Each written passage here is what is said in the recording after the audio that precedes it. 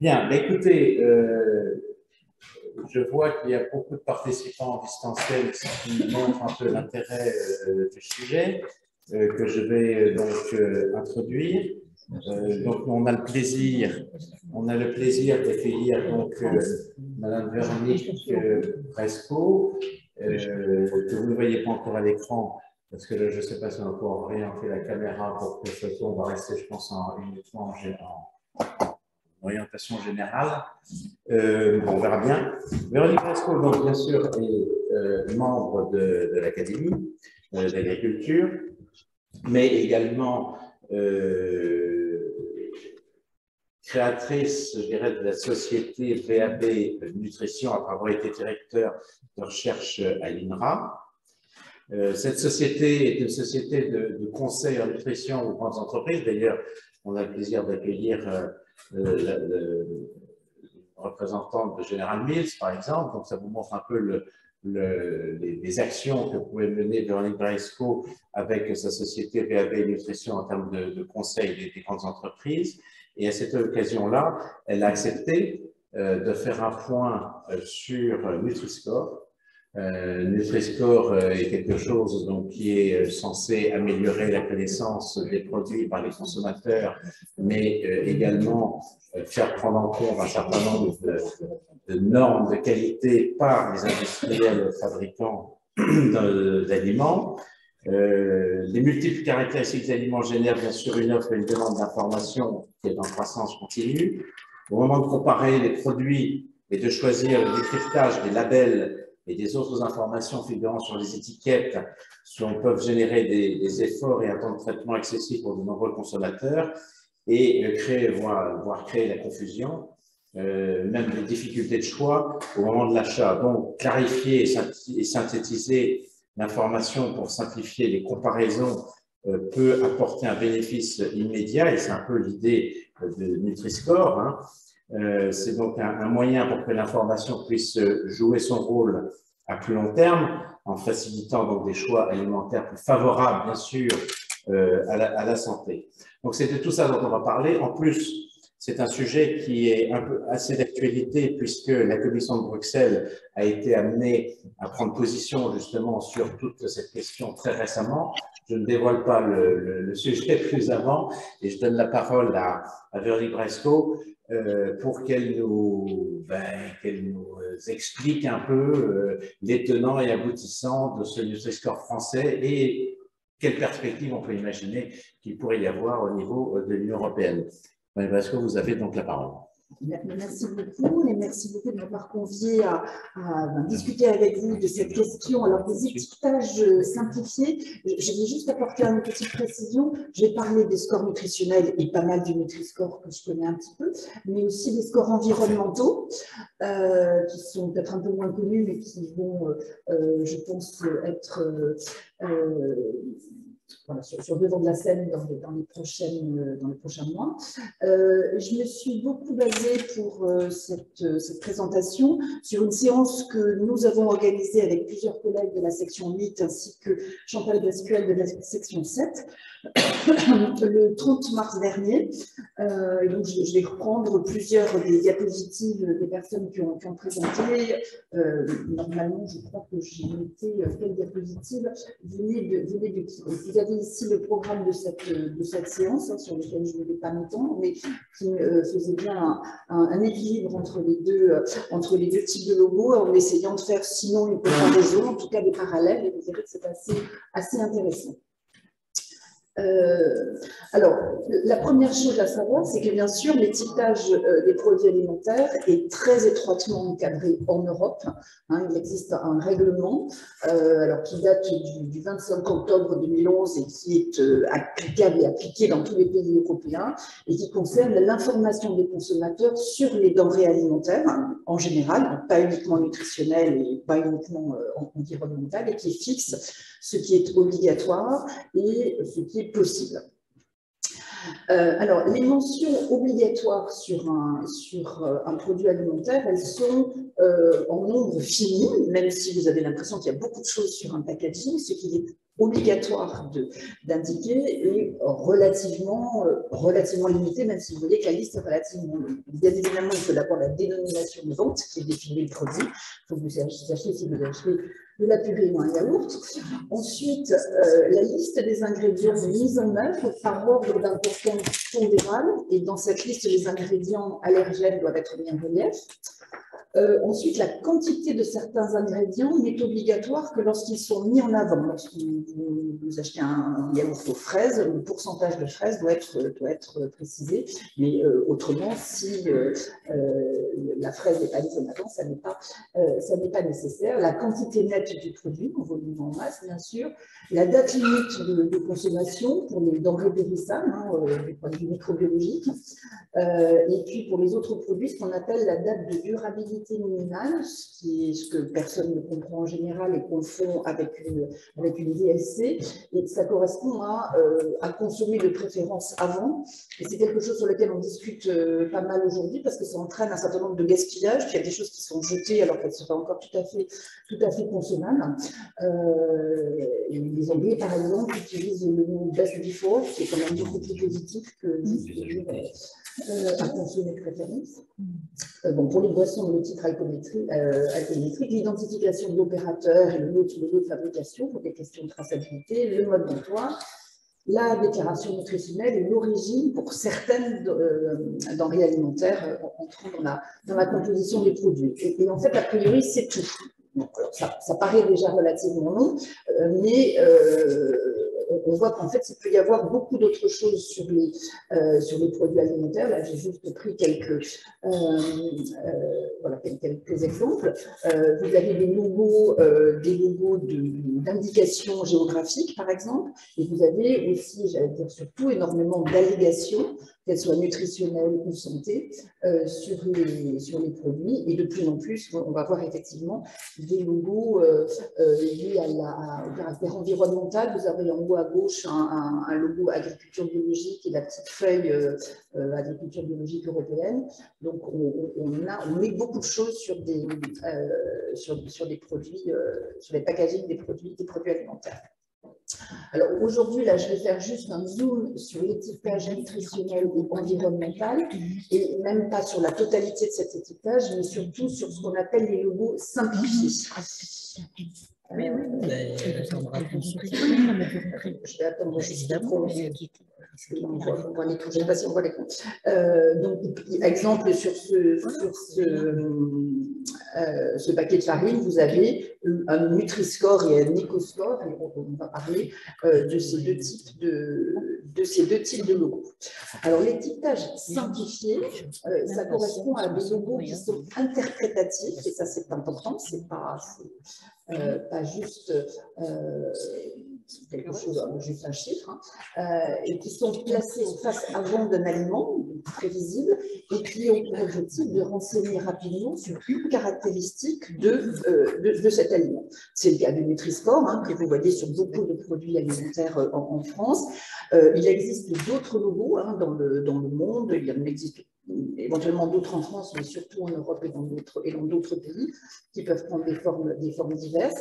Et puis, il existe donc ces logos environnementaux qui sont de plus en plus présents, même si ils sont quand même beaucoup moins fréquents que les logos de type nutritionnel. Donc, on reviendra un petit peu sur le détail de ceci. Alors, pourquoi mettre en place un tel étiquetage? Eh bien, pour des raisons de simplification, pour donner cette information interprétative, et dans un double objectif, en fait. Dans un premier temps, d'inciter les consommateurs à faire des choix qu'on va appeler vertueux, des choix qui sont meilleurs pour eux ou pour la planète, ou pour les deux, et pour inciter les producteurs à améliorer leurs produits en partant du principe que si les consommateurs changent leur comportement, les industriels vont adapter leurs produits de façon à ce qu'ils soient choisis plus souvent. Alors, on peut imaginer que d'autres utilisations puissent émerger. Par exemple, on pourrait réglementer la publicité, le marketing, en particulier à destination des enfants, qui sont des thématiques dont on entend parler, les possibilités d'allégation, par exemple, n'autorisant les allégations que pour des aliments qui auraient un certain niveau, une certaine qualité nutritionnelle. Et c'est d'ailleurs quelque chose qui était prévu dans la réglementation européenne de 2006 qui encadre les allégations de santé, mais qui n'a jusqu'à présent jamais encore été mise en place, ce qui montre les délais que la Commission européenne peut parfois avoir, même dans ses engagements réglementaires. Et puis, on peut aussi imaginer de taxer les produits sur cette base-là, puisque ce sont aussi des idées dont on parle. Alors, rapidement, que sait-on de l'incitation? Qu'est-ce que ça veut dire inciter les consommateurs à faire des choix vertueux? Bien, c'est en fait, peut-être, c'est ce qu'on appelle en anglais le nudge, qui en français veut dire juste pousser quelqu'un du coude, c'est-à-dire l'amener à faire quelque chose, peser sur ses décisions, tout en le laissant libre de choisir. Une autre façon de parler du nudge en nutrition, c'est de dire qu'on essaie de faire du choix sain, le choix facile, make the healthy choice, the easy choice. Alors, juste un petit clin d'œil pour expliquer ce que c'est que le nudge. En fait, ça a été mis, le premier exemple dont on parle beaucoup, c'est quelque chose qui a été mis en place dans les aéroports néerlandais, dans les toilettes pour hommes, qui était extrêmement difficile à nettoyer. Et en fait, en mettant une petite mouche dans le bas de l'urinoir, on s'est aperçu que c'était beaucoup plus facile à nettoyer parce qu'on visait la mouche. De manière plus politiquement correcte, on va dire, on peut aussi utiliser ça, par exemple, dans les escalators pour inciter les gens à marcher. C'est ce qu'on voit parfois des endroits où on peut recharger son téléphone en pédalant. Et puis, juste un petit clin d'œil. J'attends parce que vous voyez, il y en a qui vous savez qu'en Angleterre, il arrive parfois que le vendredi ou le samedi soir, il y ait des débordements de personnes qui ont un petit peu trop bu sur la voie publique et qui, parce que lorsque ce sont des jeunes femmes ont de très hauts talons, ont un nombre d'entorses et de fractures non négligeables, à tel point que la police, en fait, propose des tongs pour éviter ce genre de choses. Voilà. Pas d'obligation, mais des aides. Donc, j'ai emprunté cette diapositive à Patricia Gurvias. Je ne vais pas dire chaque fois d'où viennent les diapositives, mais elles viennent de la séance du 30 mars. Donc, en fait, la base de ce nudge, ce qui peut expliquer pourquoi ces logos peuvent fonctionner, c'est qu'on sait depuis longtemps que dans notre cerveau, il y a deux types de processus cognitifs. Enfin, c'est très simple et je ne veux pas du tout faire de neurophysiologie, mais un premier type rapide, automatique et inconscient qui aurait des... Alexa, éteins la radio. Plus ancienne, et un autre système plus lent, plus flexible, nécessitant un contrôle conscient et plus récent. Et bien sûr, quand on utilise la déclaration nutritionnelle qui est longue et qui est difficile à lire, c'est plutôt le second système qu'on met en place, alors que lorsqu'on regarde le Nutri-Score avec sa couleur vert, rouge, c'est plutôt le premier mécanisme qu'on met en marche avec un réflexe immédiat. Alors, le rouge n'est pas forcément une couleur qui fait peur dans toutes les cultures, hein, mais chez nous, c'est quand même le cas.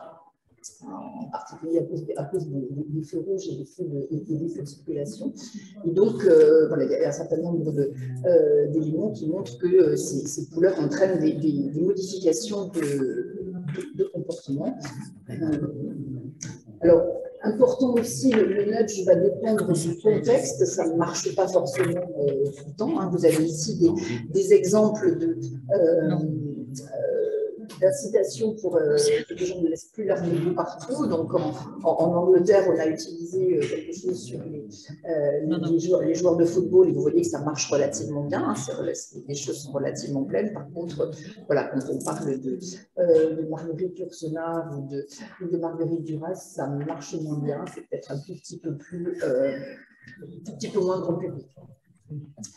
Alors, donc c'est bien de vouloir inciter les consommateurs à faire des choix vertueux. La question est de savoir est-ce que ça fonctionne, est-ce que ça marche.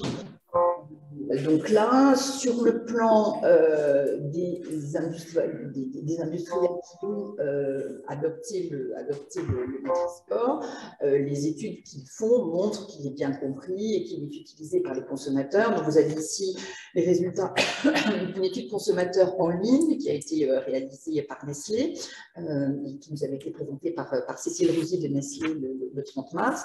Et donc effectivement, on voit que 94% des gens reconnaissent le logo, 76% le prennent en compte, 50% changeraient leur achat. Donc en gros, il y aurait un impact positif qui reflète confiance, transparence, etc. Donc, bien sûr, ça paraît, c'est ce que beaucoup de gens ressentent quand on voit le Nutri-Score, on dit mais oui, c'est bien, je vais utiliser ça. Dans la pratique, en fait, les articles scientifiques sur le sujet, j'ai récemment publié avec Adam Krenovski, qui est également un membre de notre académie, un article, une revue sur certains de ces logos simplifiés.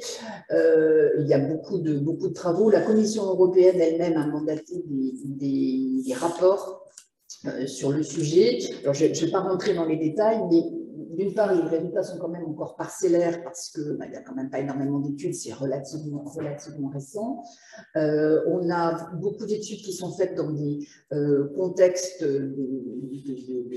on va dire de laboratoire et pas dans la vraie vie.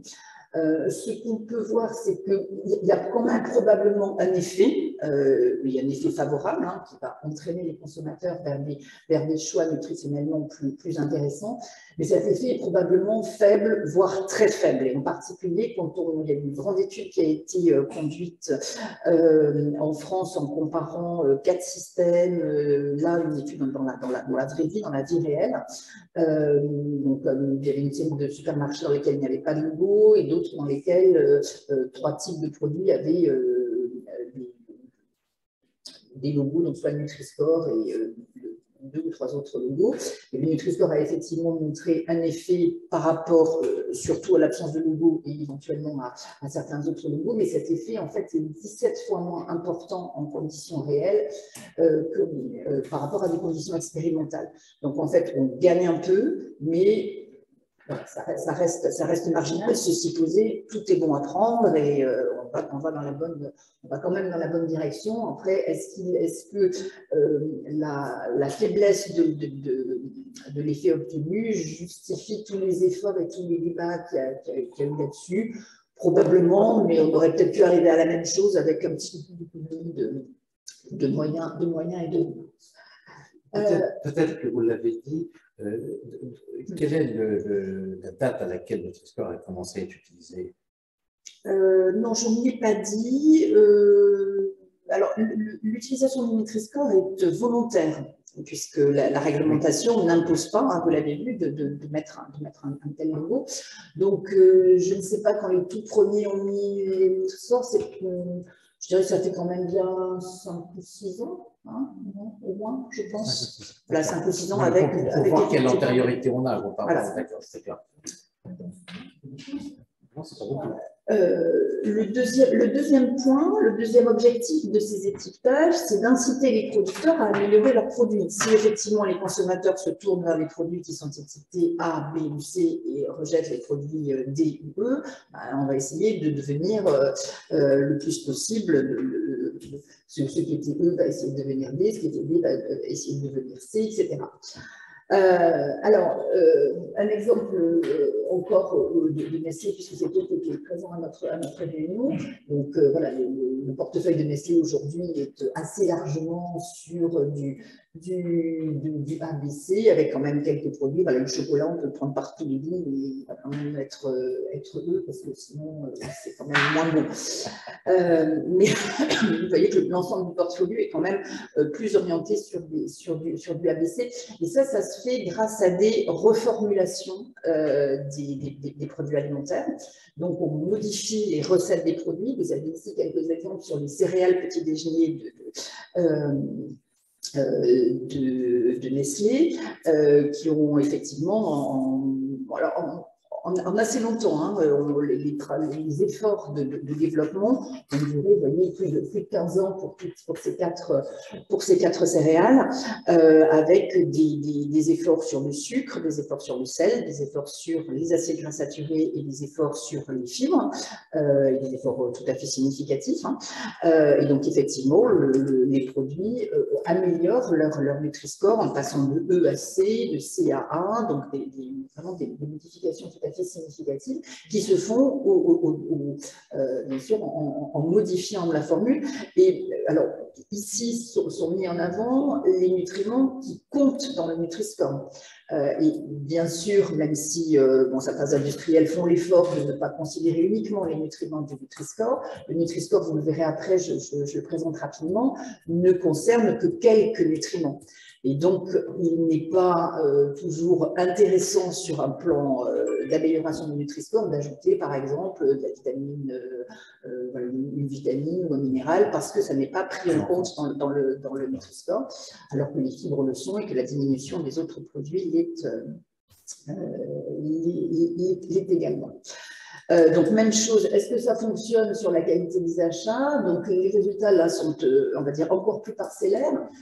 Pourquoi? Parce que pour pouvoir voir une amélioration, il faut que le système ait été là pendant assez longtemps, suffisamment de produits, qu'on ait des données avant, des données après. Et c'est compliqué aussi parce que les produits disparaissent, il y en a de nouveaux. Donc, c'est une analyse qui est complexe. Et ce qu'on voit, c'est ce que je vous disais, il y a effectivement des modifications. Hein. Là où on a le plus de recul, ce n'est pas sur le Nutri-Score qui est relativement récent, mais sur ce qui se passe en Amérique du Sud, par exemple, il y a des logos obligatoires pour cibler les produits riches en matières grasses saturées, en sel, en sucre. Et là, on voit de légères améliorations du profil nutritionnel des produits sans que ce soit vraiment très important, quoi.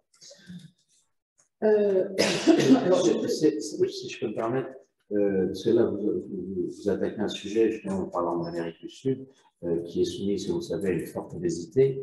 Est-ce que, justement, enfin, bon, c'est peut-être un peu basique, les critères sur lesquels on reviendra peut-être tout à l'heure, mais vis-à-vis de l'obésité, quand même, il peut y avoir quand même, enfin, des gens, on sait très bien que les paniers de la ménagère divergent selon aussi les milieux sociaux et qu'on trouve plus d'obésité dans les milieux sociaux voilà, plus ordinaires.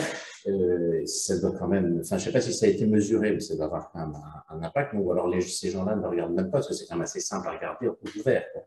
Sans aller en Amérique du Sud, il faut regarder l'Espagne. Oui, oui, par exemple. Si la question est de savoir est-ce que les profils, parce que les systèmes Nutri-Score ont un effet sur la santé, donc sur les marqueurs de santé, aujourd'hui, là, on ne peut pas le dire. Les études qui existent, ce sont des études de modélisation et qui disent si tout le monde changeait, dans ce cas-là, évidemment, on a beaucoup moins, enfin, on sait que diminuer le sel, le sucre et la matière grasse améliore la santé. Donc, si effectivement tout le monde faisait modifier de manière significative ses achats, oui, on aurait bien sûr un effet. C'est pas encore, voilà, c'est pas encore le cas. Et les diététiciens, par exemple, confrontés à des cas d'obésité, ne disent pas à ces gens-là, prenez que des produits verts. Alors, est-ce qu'il y a une espèce de correspondance? Non, parce que même les défenseurs les plus ardents du Nutri-Score ne disent pas qu'il faut manger que des produits verts. C'est pas, on peut avoir un régime déséquilibré en n'ayant que les produits verts. Et d'autre part, comment dire, le Nutri-Score qualifie un produit sur une base de 100 grammes. Donc, si vous mangez, voilà, si vous mangez énormément d'un produit vert, vous allez quand même consommer trop de calories. Donc, le Nutri-Score, c'est un outil pour une alimentation plus équilibrée, ça ne peut pas tout faire. On a une question sur le chat. Est-ce que le choix de produits vertueux pour la santé est plus important que l'équilibre quantitatif et qualitatif de la ration alimentaire? Qu'est-ce que vous répondriez à ça? Est-ce que c'est... Comment dire, c'est un petit peu ce que je viens de dire. Oui, Choisir un produit vert sans faire attention au reste. En volume, c'est ça. Non, la nutrition est un petit peu plus compliquée. Ok, très bien. Donc, je vais juste parler un tout petit peu d'éco-score, puisque c'est ce que je vous ai dit. Donc là, l'éco-score, c'est aussi c'est un système, je vais vous expliquer brièvement un petit peu plus tard. Donc, ce sont des systèmes qui permettent d'identifier les produits, l'empreinte environnementale d'un produit alimentaire. Et Carrefour, par exemple, a travaillé avec l'ADEME sur une grande expérimentation pour en apposant l'éco-score en ligne sur les produits qui sont vendus pour les drives, et a fait également une étude auprès de ses consommateurs. Et là, effectivement, c'est un petit peu comme l'étude sur le Nutri-Score tout à l'heure. Bien sûr, quand on demande aux gens si ça les intéresse, s'ils trouvent que c'est bien, oui, tout le monde trouve que c'est bien. Avec, voilà, donc, les gens reconnaissent qu'ils ne se sentent pas suffisamment informés, ils pensent que c'est une bonne idée d'afficher l'éco-score, que ça va leur donner de nouvelles informations et que ça peut leur permettre de mieux maîtriser leur impact sur l'environnement, encore qu'ils ne sont qu'une petite moitié à penser ça. Donc, il y a quand même, de la part des consommateurs, un assez bon accueil de l'éco-score, qui semble être quelque chose d'utile au quotidien qui pourrait effectivement modifier les habitudes d'achat. Mais là, on est un petit peu dans l'incantation. Oui, ça va être bien, mais dans la pratique ensuite, c'est un petit peu plus difficile à mettre en place. Donc maintenant, je voudrais m'attarder un tout petit peu, je ne vais pas rentrer dans les détails parce que ça peut devenir un petit peu ardu et pas forcément très intéressant, sur la façon dont sont construits ces étiquetages simplifiés. Alors la première chose, c'est que simplifier, tout le monde le sait, c'est un art très difficile. C'est bien plus difficile de simplifier que de donner beaucoup de détails. Et en matière de nutrition, en fait, il s'agit de simplifier une grande richesse d'ingrédients, des qualités nutritionnelles de produits qui sont différentes, et des produits, alors je ne sais pas si vous le voyez bien ici, mais j'ai une grande table de relations biochimiques qui explique ce que les différents nutriments peuvent faire dans notre organisme. Et on sait également qu'en fonction de l'âge, on a des besoins nutritionnels qui sont différents. Et donc, en fait, toute cette complexité qui est en fait j'allais dire, le fonds de commerce des chercheurs en nutrition dans le monde entier depuis des années et des années, eh bien, le challenge, c'est d'en faire une lettre. Donc, on comprend bien que c'est pas facile, et c'est pas facile que ça ait un sens et que ça corresponde à quelque chose et que ce soit opérationnel. Alors, les logos, le Nutri-Score en particulier, l'éco-score également, sont en général sous-tendus par des algorithmes ou des métriques qui sont différentes d'un logo à un autre.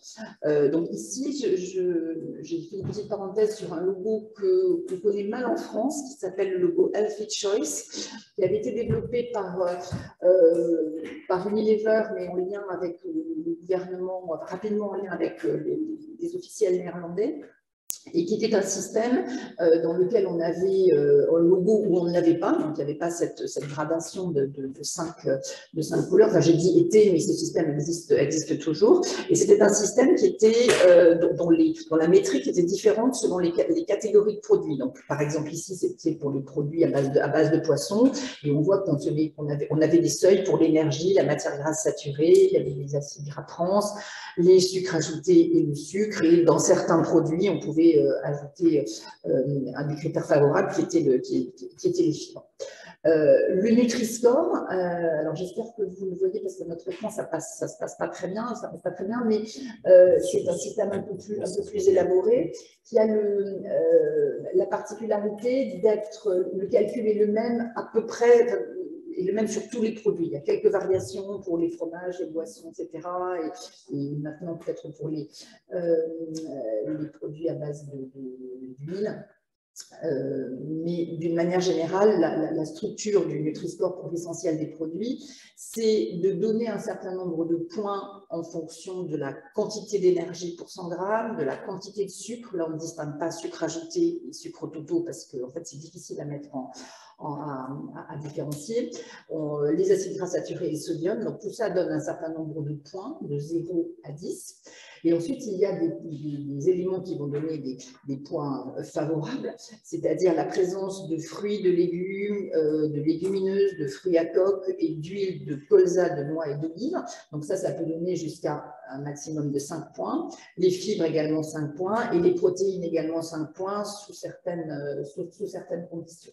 Et donc, on se retrouve avec des points négatifs et des points on va dire rouges qui vont plutôt amener vers les lettres E et des points verts qui vont plutôt amener vers les lettres A. On fait une soustraction et on se retrouve avec un score qui peut aller de moins 15 à 40 et qui va déterminer si vous êtes vert clair, enfin vert foncé, vert clair, jaune, orange ou orange foncé, puisque ce n'est pas vraiment du rouge, mais ça ressemble quand même à du rouge. Voilà, donc c'est une métrique. L'avantage, c'est quelque chose qui a été très, très discuté. Ça vient d'un travail qui avait été initialement fait au Royaume-Uni, justement pour permettre de limiter la publicité qui était faite sur les écrans pour les enfants. Donc, voilà, on était dans cette dynamique-là à ce moment-là, mais le système était quand même assez bien, assez robuste. Et il permet de classer, de donner le Nutri-Score de manière assez simple, puisqu'en fait, à peu près tous ces éléments, sauf les fibres qui peuvent être étiquetées, mais qui ne le sont pas toujours, et le pourcentage de fruits et légumes, notamment tous les éléments sont dans la déclaration nutritionnelle. Donc, ce sont des choses qui sont relativement accessibles, et vous verrez que c'est important d'avoir les données pour pouvoir calculer les scores. Donc, il faut effectivement, bien sûr, que ces données soient accessibles et soient fiables, ce qui est souvent le cas. Une question, souvent on dit que, souvent, entre Nutri-Score et celui-là, est-ce qu'il y a un parti pris notamment par rapport à l'agriculture biologique?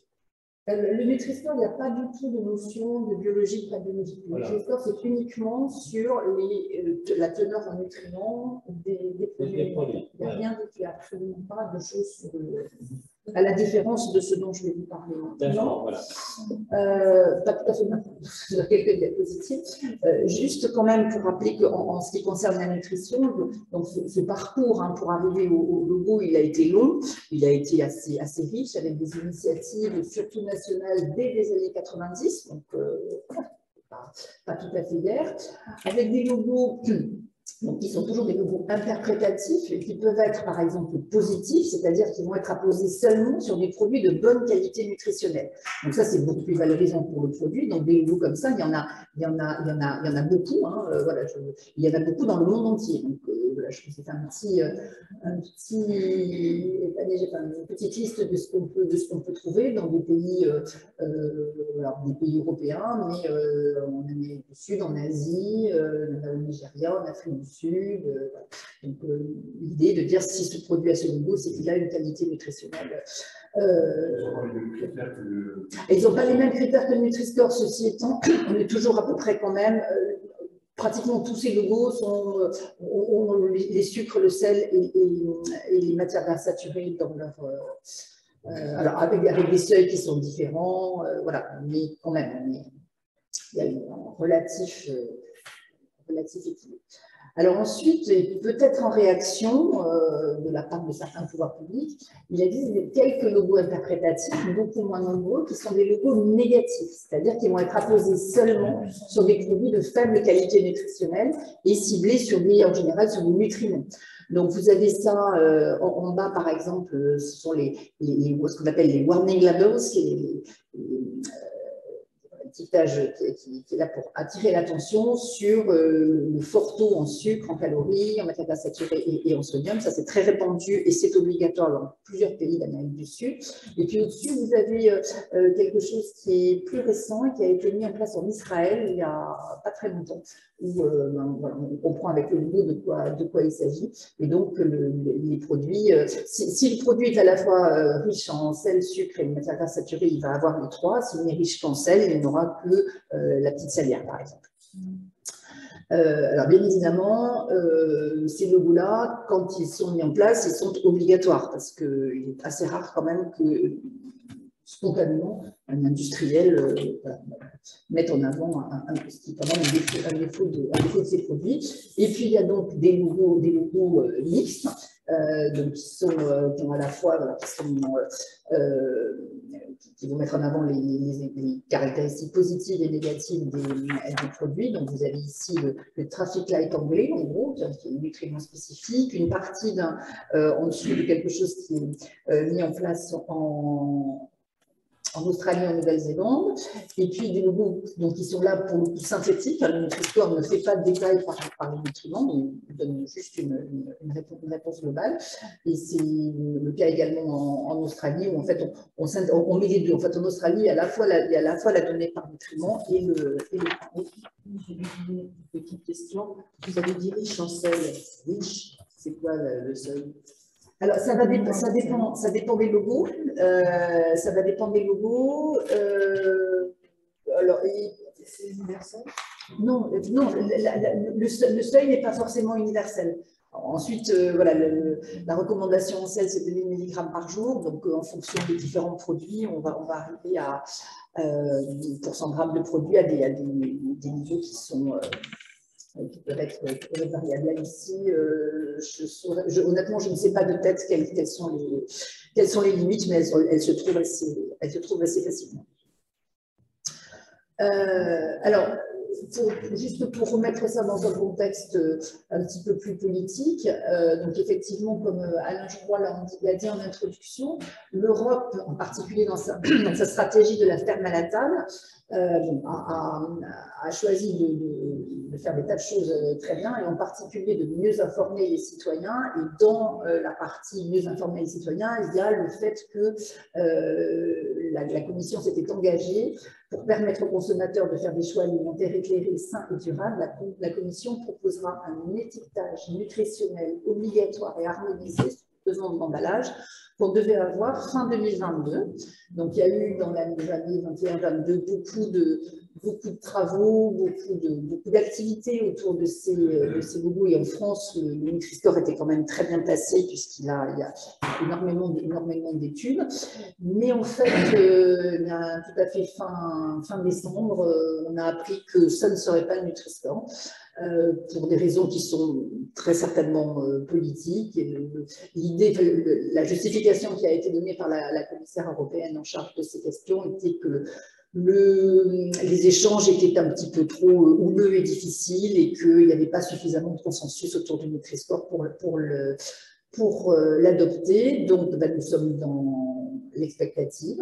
Je vous dirais franchement que je ne suis pas très optimiste sur la capacité et la volonté réelle de la Commission de se lancer dans ce travail-là, sachant qu'il y a déjà eu, il y a quelques années, des essais et des efforts dans ce domaine, et qu'en fait, on n'a jamais rien vu venir.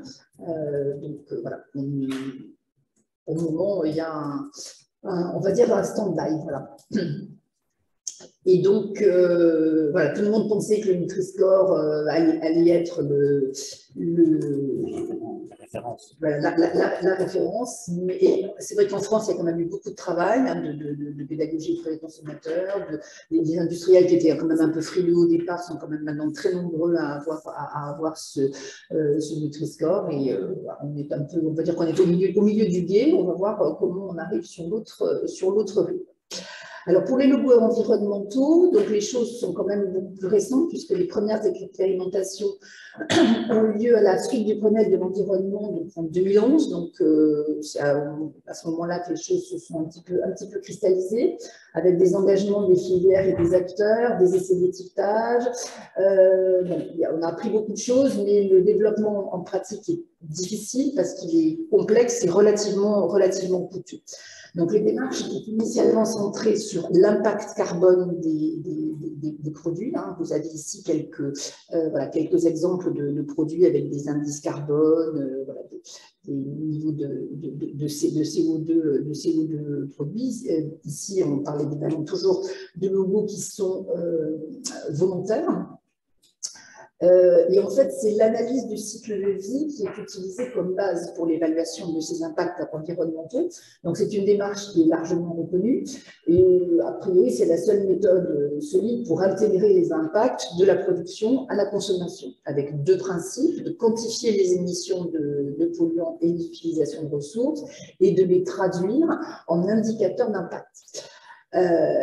alors, il y a eu, comme vous pouvez l'imaginer, comme souvent, beaucoup de débats, et en particulier un débat qui se cristallisait sur la capacité de rendre compte des impacts environnementaux, des pratiques agroécologiques et des systèmes extensifs qui, en fait, ont moins d'impact, mais moins de production par unité de surface. Donc, si on ramène au poids de ce qui est produit, en gros, il n'y a pas beaucoup de différence entre une agriculture conventionnelle et une agriculture agroécologique, et ça donne, voilà, ça entraîne pas mal de discussions, et il y a sans doute effectivement besoin d'améliorer ce point.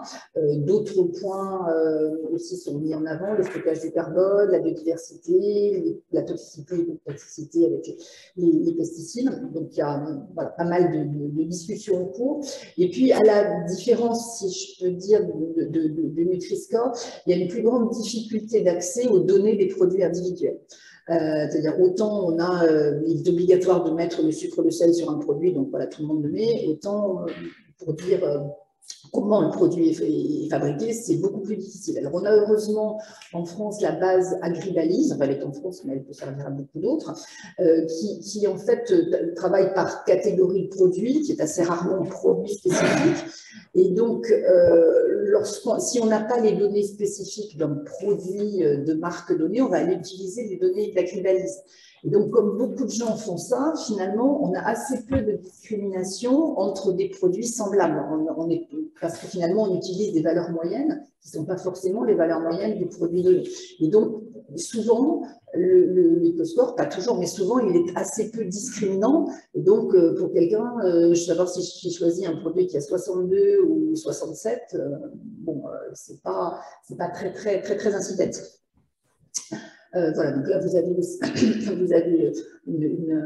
une infographie sur un petit peu la même chose. Hein. Donc, en gros, l'éco-score aujourd'hui, c'est d'abord l'analyse du cycle de vie qui va donner un score de 0 à 100, hein, avec des critères qui ont été déterminés et qui, en gros, font à peu près consensus.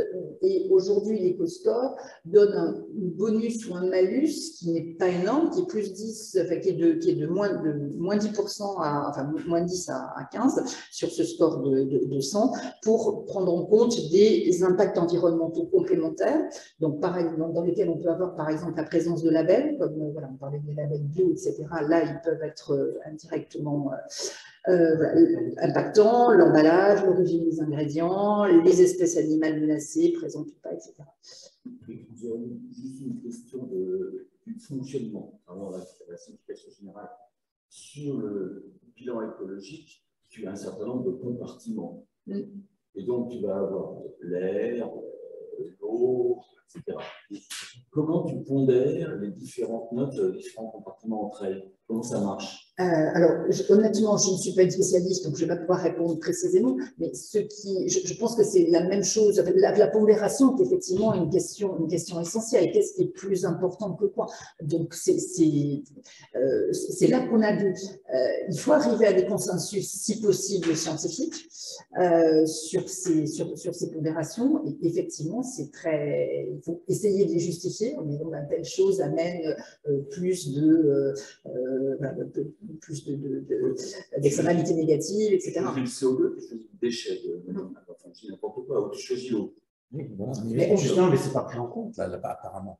Il n'y a que le CO2. Il n'y a que le CO2 là. Il y a quoi? Il y a emballage final, tu regardes la présence de label, le final, l'ingrédient, mais il n'y a pas de spécifique, il n'y a que le CO2. Il n'y a que le CO2. Ah ben, Ce qui peut être un choix. Non. Il y a le CO2, il va être sur la partie ACV. Mais l'autre, voilà, sur la partie ACV, oui, que le CO2. Oui, que le CO2.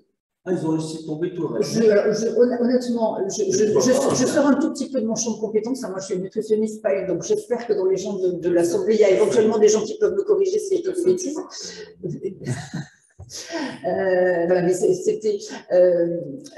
en fait, on retrouve les mêmes difficultés conceptuelles à l'établissement d'un logo, quel que ce soit de la nutrition ou de l'environnement, les choix sont les mêmes, les difficultés sont les mêmes. Il faut arriver à trouver des bases scientifiques les plus convaincantes possibles, mais on ne va jamais avoir quelque chose qui va dire ah ben c'est ça exactement, c'est 25%. Ne parle pas d'ACV à ce moment-là. Parce que j'avais compris qu'ils avaient pris CO2 au début et que s'il y avait une évolution méthodologique vers les ACV, qui par définition couvre toute la vie du produit, de la vie, etc., enfin, du berceau et couvre tous les aspects. Donc en fait, on fait un CO2 tout le long de la vie du produit. Le CO2 est quand même un impact. Simplement, on a quelqu'un sur le chat. Jean-Paul, est-ce que tu peux prendre la parole? On va essayer de voir si on t'entend. Est-ce que tu peux parler là, par exemple? Allô, allô, est-ce que vous m'entendez? Oui, on t'entend un peu, oui, ça va aller, vas-y. Ah, d'accord. Bon, bah, écoutez, c'est une bonne nouvelle alors. Non, mais écoutez, merci pour cet exposé qui est très intéressant. Non, j'écrivais dans le chat que on a justement créé un groupe de travail, un GIS, un groupe d'intérêt scientifique, entre donc INRAE, ADEME, ACTA et ACTIA, pour justement étudier ces questions de pondération et puis approfondir les critères aussi à prendre en compte dans l'évaluation environnementale. Voilà, c'est un sujet quasiment insoluble, hein, parce que voilà, la caractérisation de l'impact environnemental est un sujet sans fin, mais l'idée, c'est de mettre tout le monde autour de la table pour voir à quel type de convergence acceptable on pourrait arriver. Voilà. D'accord, très bien, parfait.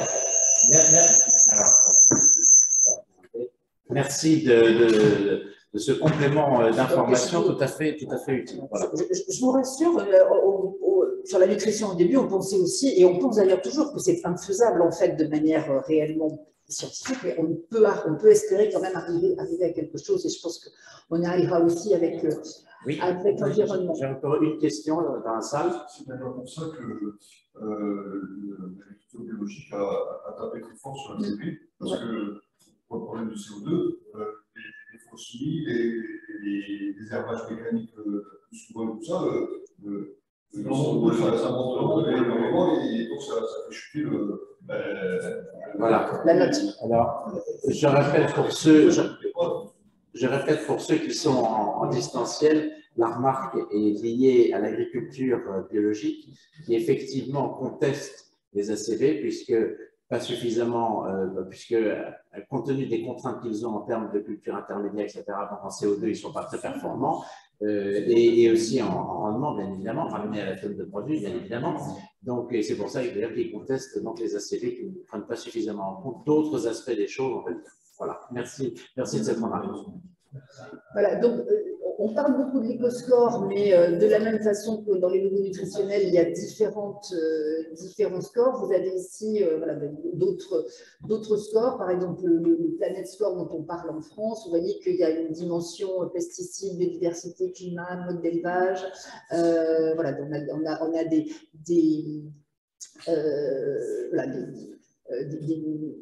thématiques différentes, et comme le logo que vous avez en bas à gauche, en fait, ne donne pas une note finale. Il va donner une note sur le CO2, sur l'usage de l'eau, l'usage de la terre, etc., etc. Donc, il y a différentes possibilités et différents graphismes. Et c'est où, là, le logo en bas à gauche? Ça revenait sur le visuel précédent. Je ne sais plus dans quel logo c'est. Je ne pourrais pas vous dire.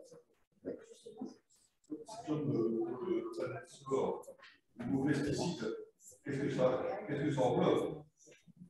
Est-ce que c'est les pesticides de synthèse, le biocontrôle, les deux, les produits bio, qui ne sont pas moins dangereux que certains.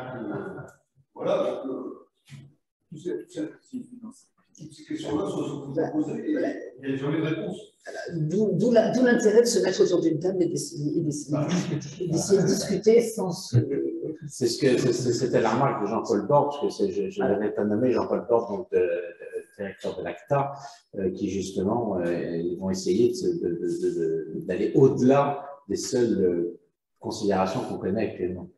Voilà, donc je crois que j'arrive à la fin de mon exposé. Donc en fait, c'est assez intéressant de comparer ces deux types de logos, hein, qui ont quand même des objectifs semblables, améliorer conjointement le choix et l'offre, dans des objectifs finaux différents, mais l'objectif direct du logo, c'est bien celui-là. Des difficultés qui sont quand même similaires, les sources de données, même si on voit qu'elles sont plus compliquées aujourd'hui pour l'environnement, la conception de l'algorithme, et j'aurais donc pu rajouter les discussions et les tours de table sont fins ou presque. Il y a quand même, je pense, une longueur d'avance pour la nutrition, hein, qui a les logos nutritionnels en plus d'ancienneté, mais la ligne d'arrivée, vous l'avez vu, n'est pas franchie au dernier moment. Un croc en jambe, en tout cas en Europe. Et puis les jeux d'acteurs, enfin c'est un petit peu ce dont on parlait avec le mais les jeux d'acteurs sont complexes. Il y a des éléments de consensus, il y a des points de controverse en fonction bien sûr des intérêts et des façons de voir de chacun. Et puis je pense que peut-être quelque chose qui sinon manque, en tout cas n'est peut-être pas suffisamment travaillé, c'est d'avoir une approche un petit peu plus sociologique et cognitive.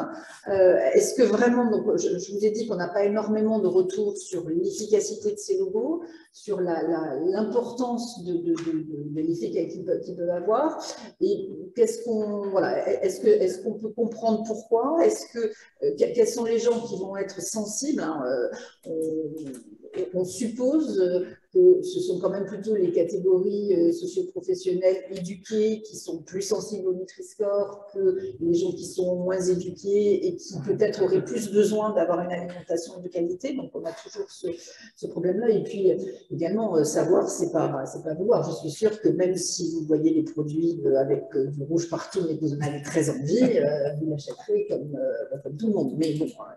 Le chocolat. Voilà. Voilà. Dans tous les cas, je pense que ce soit pour la nutrition et peut-être encore plus pour l'environnement, je pense que ces logos ne sont pas comme petits coups de pouce, hein, c'est un petit nudge et que les actions de plus grande envergure sont indispensables, que ce soit pour améliorer l'alimentation de nos concitoyens ainsi que l'impact environnemental des produits qu'ils consomment. Et je vous remercie et on peut peut-être discuter sur d'autres points si nous avons encore un peu de temps. Écoutez, merci beaucoup, c'était parfaitement instructif, on va dire, et ça va certainement susciter des remarques. Je passe la parole à Constant Lecoeur. J'ai une remarque un peu d'ordre général, parce que quand on regarde les modes d'alimentation, ils ont quand même changé.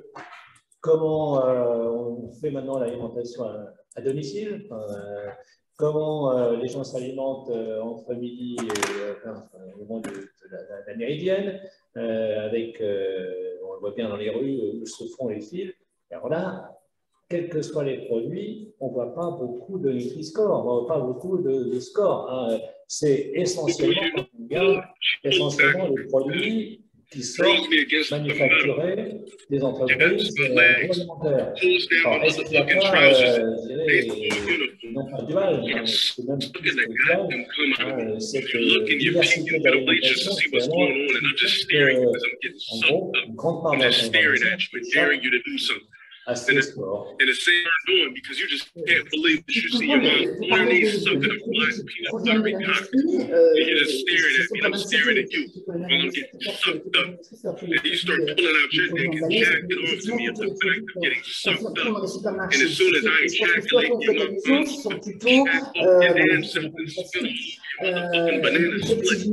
aujourd'hui, il n'y a pas plus d'obligation notre produit d'appliquer le Nutri-Score. Il y a quand même effectivement une volonté d'essayer de le faire. Je crois que c'est fait dans certaines cantines de collectivités, par exemple, où on peut mettre. C'est également compliqué parce que ces produits sont quand même souvent faits plus ou moins sur place, et donc en fonction de la quantité de choses que vous allez mettre, son Nutri-Score peut varier. Voilà. Ceci étant, c'est quand même quand même une partie non négligeable de ce qui est consommé et susceptible de porter un Nutri-Score. Bien. Jean-François Moll. Pardon, Catherine, merci. Oui, alors moi, merci. Merci pour votre exposé. Je parle dans le micro parce que c'est pour ceux qui sont à distance. Alors j'ai une petite question et ensuite j'ai un commentaire. Donc, la question, c'est effectivement le Nutri-Score. Il y a eu une grosse controverse à propos des fromages, notamment, je crois que c'est les producteurs de Roquefort, qui disaient que de toute façon, vu la composition de leur fromage, ils seront forcément dans le E. et que donner un Nutri-Score indépendamment de recommandations de consommation, c'était un petit peu un débat biaisé, et surtout ça risquait de porter atteinte à l'image des produits de terroir. Alors ça, c'est ma première question. Donc, je ne sais pas comment. Donc, bon, effectivement, le Roquefort est mal barré pour être là, soyons clairs. Voilà. Ensuite, le point que vous soulevez sur les produits de terroir, etc., c'est quand même vraisemblablement une des raisons majeures pour lesquelles le Nutri-Score est très mal vu dans certains pays, en particulier en Italie. Le parmesan et le jambon de Parme n'étaient pas très bien notés. Et puis, l'Italie a peut-être plus une culture de produits que de produits traditionnels. Donc, effectivement, c'est une vraie question. Ensuite, on peut prendre, on peut prendre par tous les bouts. Le Roquefort, c'est quand même très salé, avec beaucoup de matières grasses saturées. On ne peut pas lui mettre une note verte, quoi. Ça n'a pas de sens non plus. Donc, oui, voilà. Ensuite, non, après, il y a eu quelques initiatives pour dire que finalement, il faudrait exempter un certain nombre de produits du Nutri-Score, mais ça pose aussi des problèmes. Voilà. Pour le moment. Jean-François Moll. Oui. Il ne faudrait pas oublier une autre grande catégorie d'actions pour obtenir les mêmes effets sur la modification des ingrédients non souhaités pour des enjeux de santé publique, sel, gras, sucre, etc. La grande, tout à fait différente catégorie sont les accords professionnels de branche. Je rappelle quand même que les industriels de la soupe, il y a maintenant un certain temps, se sont mis tous d'accord pour diminuer les quantités de sel, à tel point que le directeur scientifique de Nestlé, à la fin du processus qui avait duré une dizaine d'années, disait « on recracherait immédiatement les soupes qu'on faisait il y a 10 ou 15 ans. » Et c'était extraordinaire pour l'image de l'industrie, parce qu'elle n'était pas, comme tu as dit, elle a été frileuse au départ, il y a eu tellement de bagarres contre le Nutri-Score que l'image a été catastrophique vis-à-vis des associations, les médias, etc. Alors que là, c'est l'industrie qui avait reçu le message du sel, d'accord, on se met d'accord, et doucement, par palier, tous ensemble, de façon très compétitive, on baisse le sel. Donc, n'oublions pas cette catégorie qui a été efficace. 150 000 réunions. 150 000 réunions. Deuxième point, on veut une information simple et synthétique. Mais plus elle est synthétique et plus elle inclut des éléments différents, moins elle est discriminante, pour des raisons mathématiques évidentes. C'est-à-dire que le consommateur va vouloir choisir le produit A ou le produit B. Il est fort rare que le produit A ait tous les critères mauvais et le produit B tous les critères bons. Donc, à la fin de la fin, il y a un patatoïde quand on a assez de critères, et alors si on rajoute l'environnement, alors là, ça va être extraordinaire. Hein. On peut se moquer de nous entre nous. Il y a eu une initiative il y a maintenant 3-4 ans qui s'appelait Ferme France, qui a disparu, ça se comprend. Ils avaient mobilisé pas mal d'argent, pas mal d'acteurs, 180 critères. 180 critères, vous vous rendez compte? Il y avait aussi la parité dans les... il y avait les sources de financement, tout ça. Donc on voit bien la volonté universaliste. Mais à la fin des fins, tout le monde aboutit à une note moyenne, sauf les produits faits par des gangsters, faisant travailler des enfants, mettant que des matières grasses saturées, enfin il y en a quelques-uns. Bon, voilà. Donc moi, l'effet patatoïde me fait très peur, et j'aimerais bien savoir, parce que Nutri-Score c'est discriminant, et j'aimerais bien savoir pourquoi, parce qu'il y a quand même 5 critères. Bon, c'est une question. Enfin, dernier point, on veut informer le consommateur. Il y a quand même des méthodes modernes autres pour ceux qui veulent vraiment savoir que d'imaginer des agrégations de critères. Il y a des pays dans le monde qui ont fortement développé les accès par code barre sur son smartphone. Je pense notamment l'initiateur, il y a une quinzaine d'années, ça a été la Corée du Sud. Hein. Vous flashez votre produit et là, vous n'êtes pas réduit à une information sur un espace extrêmement limité de votre emballage. Vous avez tout ce que vous voulez. Donc, et ça, pour la frange des consommateurs qui sont extrêmement exigeants et qui veulent être informés, c'est une ressource extraordinaire. Voilà, donc 3 points. Les accords industriels de branche, pourquoi ça n'a pas marché alors que c'était prévu? Pourquoi les industriels ont joué le jeu? Ils avaient l'occasion de prendre le manche, ils se sont mis dans une situation de subir la demande publique. Deuxième point, le côté discriminant des indicateurs, surtout si on est dans leur application, leur domaine d'application. Troisième point, le catalogue électronique, enfin l'accès électronique à l'information, c'est tellement merveilleux et précis. Juste trois réponses rapides. La première, oui, bien sûr, si les industriels étaient arrivés à se mettre d'accord, ce serait bien. Ils l'ont quand même effectivement fait. Il y a quand même beaucoup de choses qui ont évolué. Tu parlais des soupes d'autrefois qu'on ne mangerait plus, les gâteaux de pâtissiers des années 50, on ne les mangerait plus non plus parce qu'ils seraient beaucoup plus sucrés. Donc il y a eu effectivement des modifications. Ce qu'il y a, c'est que je pense, alors là, je suis pas technologue, mais je pense que tout ce qui était assez facile à faire a été fait. Là, maintenant, on rentre dans le dur. Il y a des choses qui sont plus difficiles à diminuer. Mais on a été dans l'industrie tous les deux. On sait bien que pour une certaine catégorie de produits, plus tu mettais de chocolat, de beurre et de sucre, mais ça se vendait. Oui. Donc, ne disons pas que tout ce qui a été facile à faire a été fait. Il y a eu une tendance, notamment dans les biscuits. Par exemple, il y a eu une tendance aux biscuits gourmands. Je jette pas la pierre, hein, mais simplement, il aurait pu y avoir un engagement, certains biscuits. On va laisser répondre. On en discutera. L'autre chose, le caractère discriminant. Alors, je pense que c'est un problème aujourd'hui pour l'environnement parce qu'il n'y a pas suffisamment de données précises, ce que j'ai expliqué.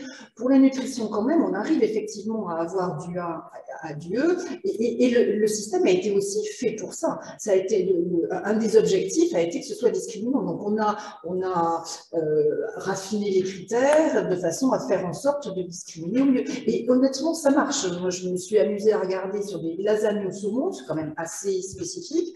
Dans les lasagnes au saumon, qui sont sur les bras, il y en a qui sont A, il y en a qui sont E.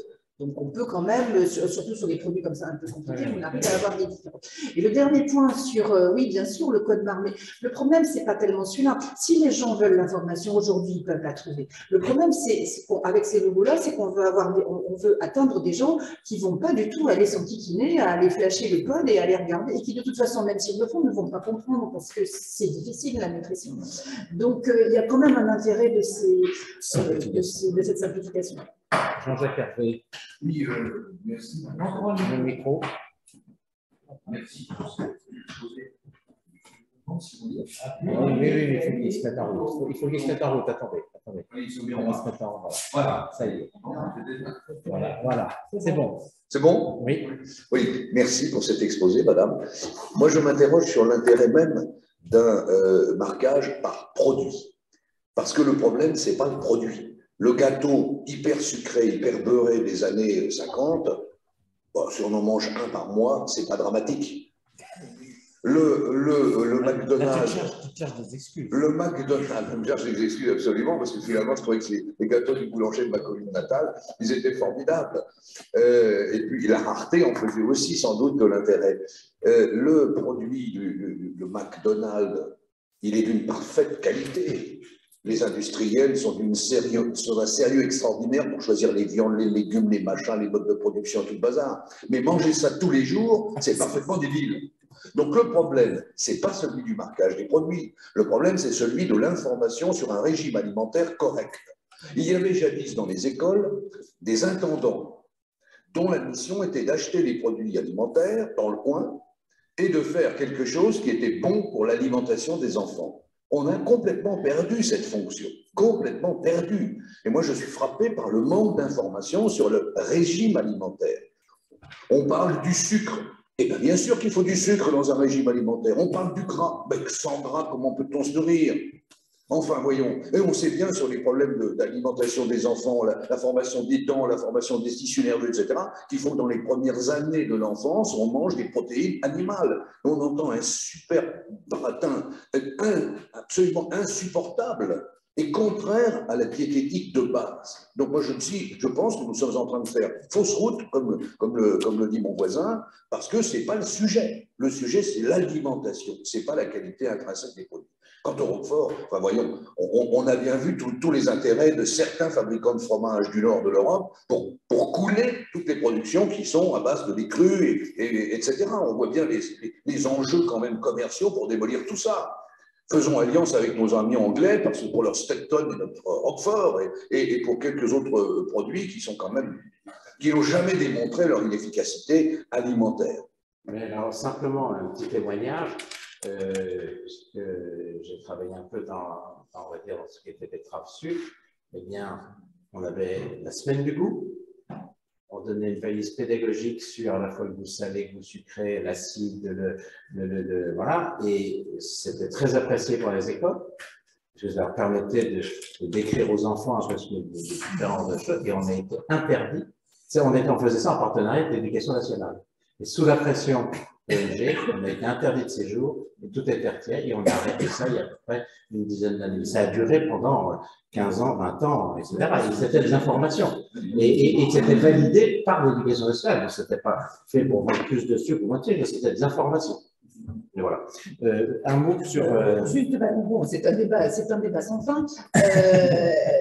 Je serais quand même un petit peu moins, je veux dire, extrémiste que vous. Ce qui serait effectivement utile serait de pouvoir coupler à un Nutri-Score une information de quantité et de fréquence. Donc, on avait un petit peu essayé de faire ça à un moment, mais c'est quand même relativement difficile. Donc, on pourrait mettre, voilà, ça, ce serait possible. Et après, il y a la question de la taille des portions. Donc, c'est quantité et fréquence. Quantité et fréquence. En fait, la nutrition, il y a trois piliers. Il y a quantité, fréquence et qualité nutritionnelle. Aujourd'hui, on n'adresse vraiment qu'un parce que c'est le plus simple. Déjà, vous savez que c'est compliqué. Voilà, c'est quand même un peu mieux peut-être que de ne rien faire. L'éducation nutritionnelle, oui, ce serait parfait que l'éducation nutritionnelle. Après, je vois un peu tout ce que les enfants vont apprendre à l'école. Où est-ce qu'on va arriver à leur caser une véritable éducation, peut-être même aussi une éducation scientifique, tout simplement, qui permettrait de... Ça, c'est un autre débat. Je donne la parole à Catherine René-Roger. Oui, donc moi je vais rebondir sur l'intervention de mon voisin, Jean-François Moll, pour signaler que sur mon petit smartphone, j'ai une application qui s'appelle Open Food Facts, que je peux donner. Et alors, ça veut dire que l'on scanne le code barre et on vous donne la composition nutritionnelle de ces produits. Donc voilà, c'était juste un point d'information. Et comment? Et maintenant, les QR codes. Et oui, les QR codes. Ça, c'est vrai que c'était avant le développement des QR codes qu'on avait mis ça sur mon smartphone. Voilà. Mais alors, le deuxième point que je voulais faire, c'était tout ce débat me fait penser furieusement au livre dont j'ai fait la recension il n'y a pas longtemps, qui est un livre de Jean-Paul Bourri qui s'appelle Greta a ressuscité Einstein. Je ne sais pas si vous l'avez lu, Véronique. Donc, à travers, il discute de beaucoup de choses, le climat,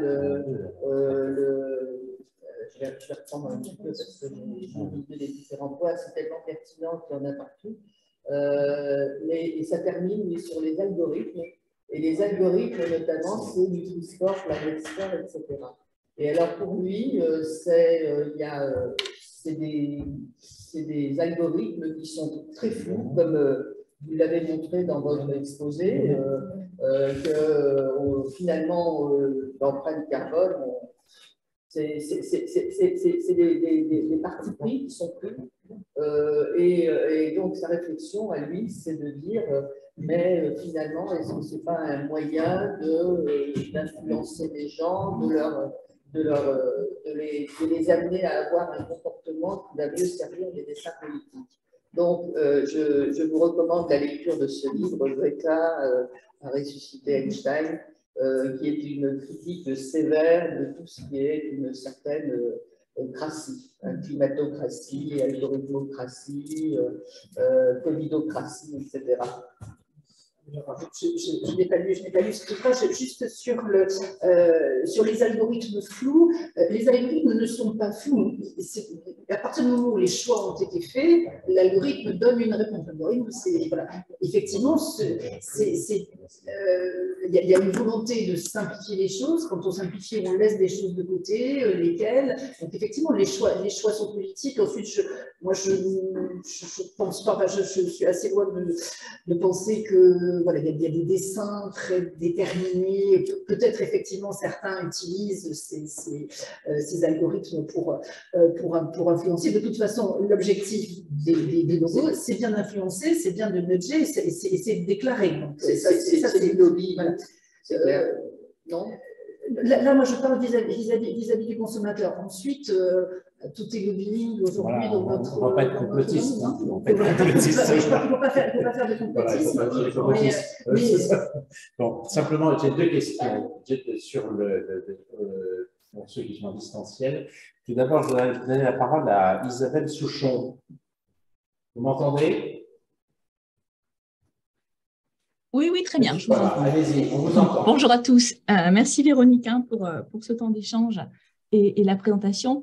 Moi, je me posais la question sur l'unité fonctionnelle, parce que, et pour le Nutri-Score et maintenant pour les scores environnementaux, on a accepté que c'était le kilogramme, parce que c'était plus simple. Mais de tous nos échanges, on se dit que finalement, si on était capable de définir une unité fonctionnelle par catégorie d'aliments, en fonction des fonctions et justement leur rapport dans un régime ou leur fonction pour être en bonne santé, si c'est un apport en calcium, etc.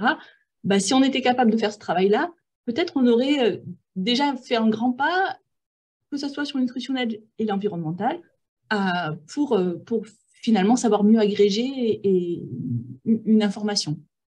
Oui, c'est un très bon point. Alors, pour le Nutri-Score, enfin, pour les logos nutritionnels, ça a quand même été, ça a été essayé. Hein. C'est vrai que depuis 90, on a fait beaucoup d'essais.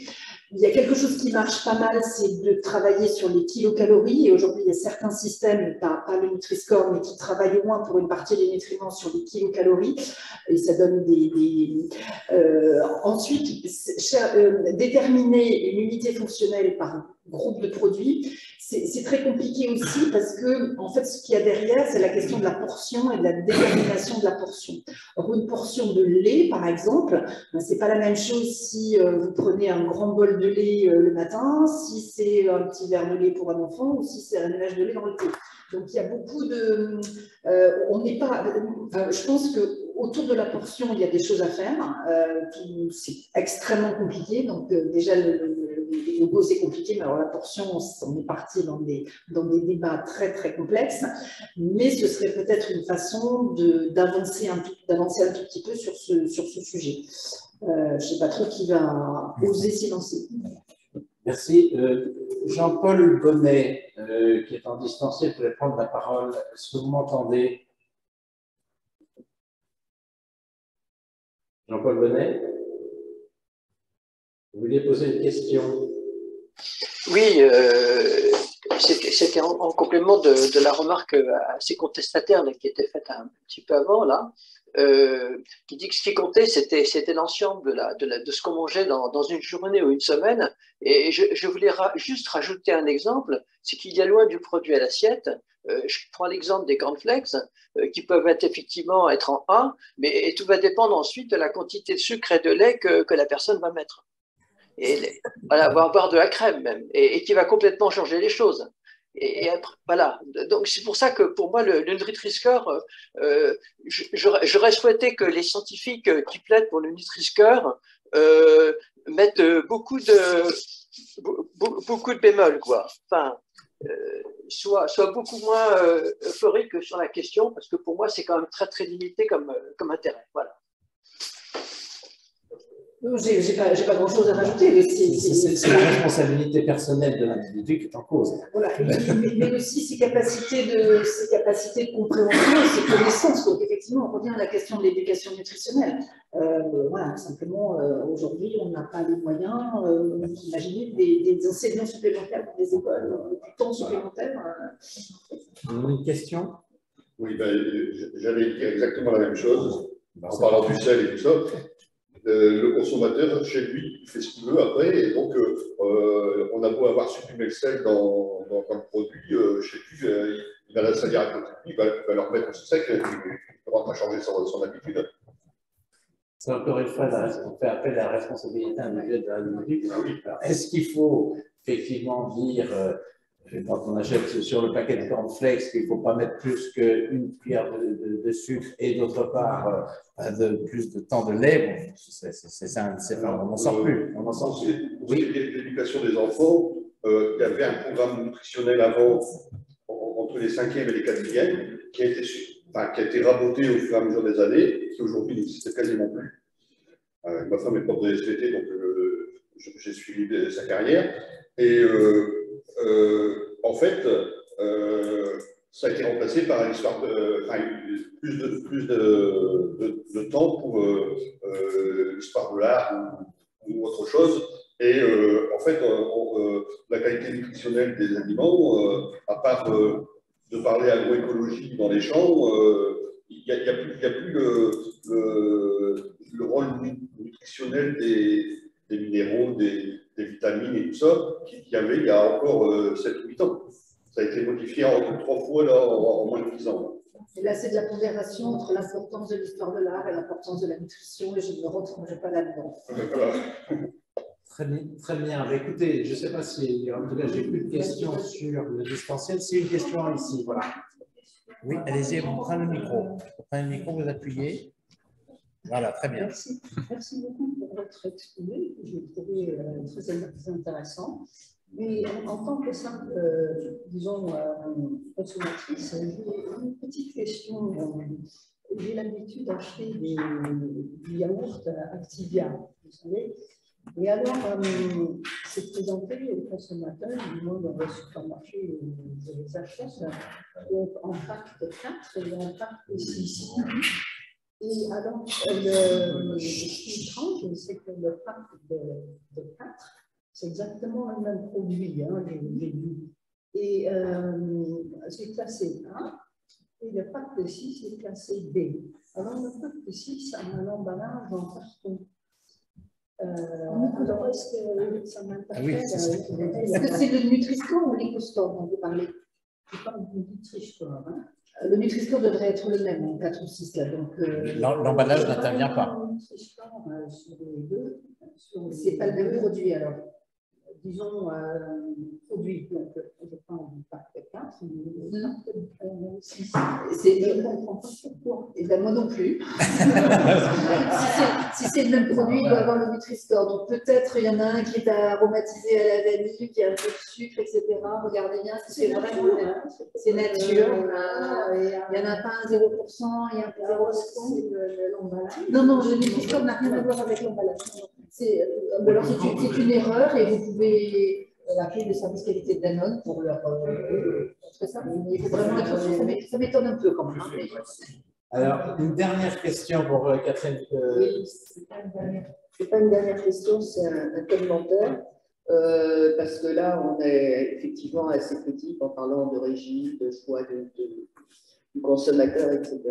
Ce que je voulais quand même signaler, en tant que consommatrice de base aussi, c'est que j'ai beaucoup apprécié les efforts de l'agro-industrie, des produits donc transformés, pour diminuer les quantités effectivement de sel, de sucre, etc. dans les produits préemballés, parce que ça donne le choix au consommateur de ce qu'il veut rajouter à côté. Et effectivement, alors que sinon, il y avait une éducation très sucrée ou très salée des enfants et de tous ceux qui utilisent de la fast-food, et j'en utilise aussi, comme tout le monde, à un moment ou à un autre. Donc, c'était pour rebondir sur la remarque de mon voisin, votre remarque, en me félicitant quand même que ces campagnes, même si les scores, je crois qu'il y a beaucoup à discuter, mais ça donne lieu justement à parler de l'alimentation, des choix, et éventuellement de limiter certaines pratiques abusives de l'industrie agroalimentaire. Oui, c'est ça, tout à fait. Moi, il faut quand même positiver un peu tout ce qui est fait depuis un certain nombre d'années. Ce que je regretterais peut-être un peu, parce qu'on est peut-être plutôt concerné en ce qui concerne le sucre, c'est des ajouts de sucre intempestif dans des produits qui n'a pas lieu d'être uniquement pour remplacer de la masse, pour faire de la masse. Ça c'est insupportable. Vous trouvez du sucre dans les pizzas, vous savez pourquoi il y a du sucre dans les pizzas, parce qu'on a remplacé un autre produit. Voilà. Ça ralentit la cristallisation du produit. Comment? Ça ralentit le fait que ces produits, ça ralentit la cristallisation du sucre du produit. Ce qui fait que oui, vous avez moins sucré, mais vous allez plus en manger. Donc ça revient à ce qu'on disait tout à l'heure, monsieur. Oui, on voit qu'il y a moins de sucre, machin, mais vous en mangez plus parce que vous en donc on revient au point de sucre. Oui, tout à fait, c'est clair. Et en plus, c'est même utilisé alors qu'il n'y a pas un net de sucre. Voilà, c'est uniquement pour des histoires de recettes, etc. Mais oui, bien sûr, parce qu'on ne veut pas que notre produit soit détourné, parce que du coup, ça donne une mauvaise image de marque du produit, et les gens se disent pourquoi il y a du sucre là-dedans. Ça, c'est le genre de choses. Et ça, j'ai l'impression que ça continue encore, qu'on a essayé d'alerter un certain nombre d'industries alimentaires là-dessus, mais bon, on est encore. Mais encore une fois, moi, je fais mienne la remarque de Catherine. On est quand même dans un processus plutôt vertueux. Hein, je crois qu'il ne faut pas non plus toujours tirer sur l'ambulance. Donc voilà, vous avez un dernier commentaire. Juste peut-être un dernier commentaire pour le. Enfin, je pense qu'effectivement, on est dans des jeux d'acteurs qui sont compliqués. Oui, l'industrie a fait beaucoup, elle peut encore faire, mais elle a aussi fait parce qu'on l'a poussée à faire. Toute seule, elle n'aurait pas fait. Et le fait qu'il y ait voilà, beaucoup de personnes se mobilisent là-dessus, c'est quand même un point très positif. Et globalement, les logos, même s'il y a beaucoup à dire, je pense que c'est quand même une pièce petite, insuffisante, discutable, mais qui a le mérite d'exister et qui est quand même plutôt globalement positive. Et j'encourage General Mills, ici présent, de continuer dans cet esprit, parce que c'est quand même tout à fait important. Voilà. Écoutez, il est 10 h, on a toujours l'habitude d'arrêter aux alentours de 10 h, 9h59 exactement. Donc, écoutez, merci à tous, merci à ceux qui étaient en distanciel. Nous aurons probablement un petit déjeuner en mars pour lequel je n'ai pas encore le thème aujourd'hui, mais vous serez bien sûr tous informés comme d'habitude et j'espère que vous serez comme aujourd'hui assez nombreux pour participer. Merci Véronique Bresco et puis bonne journée à tous.